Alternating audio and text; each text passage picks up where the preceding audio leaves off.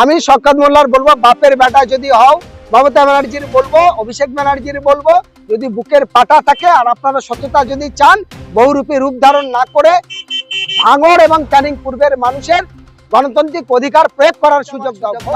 জেতা তো দূরের কথা, ভাঙড়ে শওকত মোল্লা তো পাবেই না, সেটা ছেড়ে দিলাম। ক্যানিং পূর্বেই সেই সময় এই শওকত মোল্লা বোম বন্দুক নিয়ে মমতা ব্যানার্জিকে তাড়া দিয়েছিল। মমতা ব্যানার্জি খেপে গিয়ে রেলমন্ত্রী থাকাকালীন তার পাইলট কাটাচ্ছে, তারপরে নেমে বলছে এই কারারে কারারে, তারপর শওকত মোল্লা দৌড় মেরে পালিয়েছে। সেটা সব মানুষ ভাইরাল গণহত্যার কথা মানুষ ভোলেনি, সেই মামলা এখনো চলছে। এখনো বিলকিস বানু সহ বেশ কটা পরিবার তারা গুজরাটে এখনো বাড়ি ছাড়া, এখনো পর্যন্ত গুজরাটে বহু মুসলমান সেই রোলার চলছে। একেবারে তোহা সিদ্দিকী যেটা বলেছে খারাপ কথা বলেনি, কারণ ভাঙড়ের মাটিটা অন্যরকম। ভাঙড়ের মাটিটা যেটা দেখেছি, বহুদিন পর ওরা এমনই মানুষ চেয়েছিল যে মানুষ অস্ত্র ধরেনি, যে মানুষ বম বন্দুক ধরেনি, যে মানুষ মানুষের ভালোবাসা দিয়ে একটা নতুন স্মৃতি তৈরি করেছে। এবং ভাঙড়ে কতটা উন্নতি হয়েছে অবনতি হয়েছে, সব থেকে বড় কথা এটা ভাঙড়বাসীর কাছে একটা বড় মডেলিং হয়েছে যে সারা ভারতবর্ষের মানুষ ভাঙড়ের নামটা জেনেছে। এতদিন ভাঙড়ে যে সন্ত্রাসবাদী হিসাবে জানতো, বর্তমান পরিস্থিতি ভাঙড়ের নামটা সারা পৃথিবী জুড়ে একটা সুনাম তৈরি হয়েছে যে ভাঙড় থেকে একটা ক্যান্ডিডেট জিতিয়েছে, যে একাই 294টা বিধানসভার মধ্যে 293টা বিধায়কের চোখের পানি নাকে তুলছে, নাকের পানি চোখে তুলছে। অর্থাৎ সারা ভারতবর্ষ অন্যায়ের বিরুদ্ধে বাংলা জুড়ে ছুটে আওয়াজ তুলছে, তার নাম বিধায়ক নওশাদ সিদ্দিকী। সেই জায়গাটা ভাঙড়ের মানুষ করেছে। সেটা যতটা রাস্তা ঘাট বা অন্য কাজ করলে যতটা সুবিধা হতো, সেটা সাময়িক 3 লক্ষ মানুষ, সেখানে 11 কোটি মানুষের কাছে এই কথাটা পৌঁছাচ্ছে। এটা বড় গর্বের ব্যাপার। খারাপ কিছু বলিনি, কারণ শওকত মোল্লা তো ছিল সিপিএম এর হারমাত বাহিনী, সিপিএম এর গুন্ডা বাহিনী ছিল। মমতা ব্যানার্জি নিজেই 2007-এর শেষের দিকে জীবনতলা একটা মিটিং করতে এসেছিল। তারপর এই শওকত মোল্লা যখন আবার মুকুল লাই, এই তোহা সিদ্দিকী, ইব্রাহিম সিদ্দিকী সকল ফুরফুরার কাছে, বিভিন্ন নেতৃত্বের কাছে হাতে পায়ে ধরে মমতার সঙ্গে সেটিং হয়ে টিকিটটা পায়। পাওয়ার পরে বিধায়ক হওয়ার পরেও মমতা ব্যানার্জি যখন উনি বাস টার্মিনালের কথা একটা বলছে, বাস স্ট্যান্ডের কথা জীবনতলা, তখনও মমতা ব্যানার্জি বলেছে জীবনতলা কি বাস স্ট্যান্ড করার জায়গা, সেখানে তো বোম বন্দুক মেরে তুই এই সমস্ত করেছিস। বললো মানিক পাইককে খুন তো ওদেরই মধ্যে হয়েছে, সব বলেছে। এটা মমতা ব্যানার্জি বলেছে, ভিডিওতে আমরা দেখেছি, সারা রাজ্যের মানুষ দেখেছে। ফলে সেটা তার ব্যবহারের জন্য পরিচয় হচ্ছে। তাহলে ক্ষমতায় টিকে থাকার জন্য কি মাননীয় মুখ্যমন্ত্রী শওকত মোল্লাকে টিকিট দিয়েছে? একদম একদম এখন সেইটাই করছে। মুসলমানকে দিয়ে মুসলমানকে খুন, দলিতকে দিয়ে দলিতকে, হিন্দুকে দিয়ে হিন্দুকে। কারণ একটাই তার লক্ষ্য, যে অর্থ গদি ক্ষমতা, যে মানুষ খুন হোক, মানুষের প্রাণ যাক, অর্থ শোষণ হোক, কোনো অসুবিধা নেই, কিন্তু যে কোনো প্রকারের রাজনৈতিক ক্ষমতা টিকে থাকতে হবে। আর সেই ক্ষমতা পাওয়ার লোভের জন্য যা যা করণীয় দরকার তাই করছে, যেটা নরেন্দ্র মোদী করেছিল।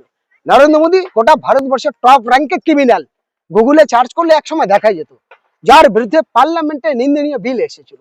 যে নরেন্দ্র মোদী টপ র্যাঙ্কের ক্রিমিনাল হিসেবে পার্লামেন্টের স্বীকৃতি নয়, সারা বিশ্বে জুড়ে সেই জায়গাটা ছিল। সেই সময় একজনই নরেন্দ্র মোদীকে ভালো ব্যক্তি বলে ব্যাখ্যা দিয়েছিলেন, তার নাম হলো মমতা ব্যানার্জি। তিনি তাকে ফোন দিয়ে স্বাগত জানিয়েছিল। সেই সময় গুজরাটের গণহত্যার কথা মানুষ ভোলেনি, সেই মামলা এখনো চলছে। এখনো বিলকিস বানু সহ বেশ কটা পরিবার তারা গুজরাটে এখনো বাড়ি ছাড়া, এখনো পর্যন্ত গুজরাটে বহু মুসলমান সেই রোলার চলছে। এইটা কেন হবে? দেখুন, শওকত মোল্লার কথা আর কি বলবো। মমতা ব্যানার্জি চাইছে শওকত মোল্লাকে দিয়ে ভাঙড় সংখ্যালঘু এলাকা, অর্থাৎ মুসলিম অধ্যুষিত এলাকা, 85% সংখ্যালঘু মুসলমানদের বসবাস, সেখানে মুসলমানকে দিয়ে মুসলমানকে ক্ষতি করছে। আমি শওকত মোল্লার বলবো, বাপের বেটা যদি হও, মমতা ব্যানার্জির বলবো, অভিষেক ব্যানার্জির বলবো, যদি বুকের পাটা থাকে আর আপনারা সত্যতা যদি চান, বহুরূপী রূপ ধারণ না করে ভাঙড় এবং ক্যানিং পূর্বের মানুষের গণতান্ত্রিক অধিকার প্রয়োগ করার সুযোগ দাও, ভোট দেওয়ার সুযোগ দাও। জেতা তো দূরের কথা, ভাঙড়ে শওকত মোল্লা তো পাবেই না, সেটা ছেড়ে দিলাম। ক্যানিং পূর্বেই 10,000 ভোট পাবে না, ক্যানিং পূর্বে জিতবে দূরের কথা। এখন বড় বড় কথা বলছে।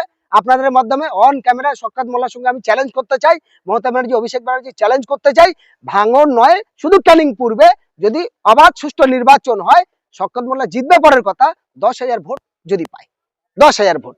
ও নিজের গ্রামের যে বুথ মৌখালী, 68 না কত 88 নম্বর বুথ, সেই বুথেই গোহারা হেরে যাবে, অন্য বুথে যাবে পরের কথা।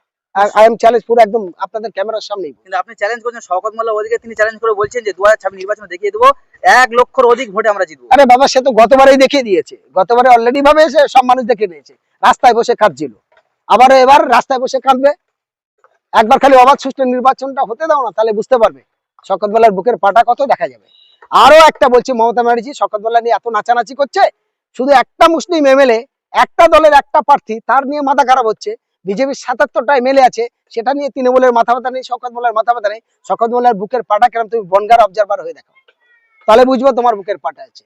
কিন্তু একটা মুসলমানকে দিয়ে মুসলমানকে খোয়াচ্ছে, এটা সেই ব্রিটিশের যে প্ল্যান ছিল, সেই প্ল্যানটা তৃণমূল কংগ্রেস ওই আরএসএস এর মাধ্যমে তাই পরিচালনা করছে। কিন্তু নওশাদ সিদ্দিকীকে যখন প্রশ্ন করা হয়, নওশাদ সিদ্দিকী তিনি বলছেন আমি সব বানাতে চাই, কি বলবেন? এটা তো দেখেন, সে তো বলেছে এ তো বাচ্চা, যে দলের প্রতিষ্ঠাতা তার সঙ্গে লড়তে চাই। আমি যেমন আইএসএফ এর প্রতিষ্ঠাতা হিসেবে আছি, আমি সেরকম জায়গা থেকে লড়বো। এটাই তো নওশাদ সিদ্দিকীর বক্তব্য, ঠিকই তো। নওশাদ সিদ্দিকীর বুকের পাটা আছে, সে বাপের বেটা, সে সত্যবাদী, তাই সে কোনো ভাড়াটিয়া বাড়ি যায়নি, কোনো লোকের দামেদারি করেনি, নিজেরা দল তৈরি করে নিজেদের ঝান্ডা নিয়ে মাঠে নেমেছে। শওকত মোল্লা সেই ক্ষমতা নেই, তাই ভাড়াটিয়া হিসাবে তৃণমূল কংগ্রেসকে নাম লিখিয়েছে। আগে ছিল সিপিএম এ, আবার উড়ে এসে ভাড়াটিয়া হিসেবে আর একটা দলে এসছে। মানে এইসব ভাড়াটিয়া উদ্বাস্তুদের কোনো ঠিক ঠিকানা থাকে না। আবার দেখা গেল যদি বিজেপি আসে না, এই শওকত মোল্লা পাল্টা বিজেপি হয়ে যাবে। এদের তো এইসব ব্যাপার, কিন্তু সেটা নওশাদ সিদ্দিকী হবে না। কিন্তু